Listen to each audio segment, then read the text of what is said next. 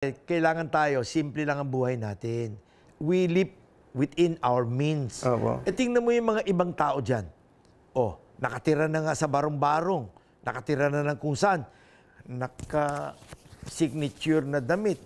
Naka-signature na bag. May aso pang maliit. Mag-aaway na kami nun. Tinutukoy ko to especially sa mga anak ko. Opo. I do not allow them to be going around na magyabang ng kung ano-anong sinusuot at kung ano-anong dinadala. Ang tinuturo sa mga bata na matuto ng simpleng buhay.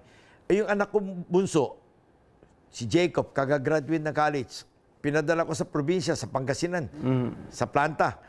Sabi ko, diyan ka magtatrabaho araw-araw, diyan ka matutulog, kasama mo kakain ng lunch at dinner yung lahat ng empleyado. Huwag ka makakain-kain sa labas ng McDo kung ano-ano, ha? Dahil you are going to, as if, show them na hindi mo sila kapareho. Kailangan habang nandiyan ka, kasama mo sila. Kung ano yung kinakain nila, kung ano yung ginagawa nila, pareho lang kayo. At yung bihis mo, kailangan simpleng damit, t-shirt, at kung ano yung uniform doon, yun din ang susuotin mo. Ganun ang suot ni Loco ngayon doon. Ano po yung kwento niya tungkol siya? Na happy siya? Hindi, lahat ng anak ko, ganun ko pinalaki. Yung anak kong panganay si Paul, nung siya ay elementary, pinapadala ko yan doon sa talyer ni Mr. Kawangko. Pinapasamahan ko yan sa mga mekaniko niya.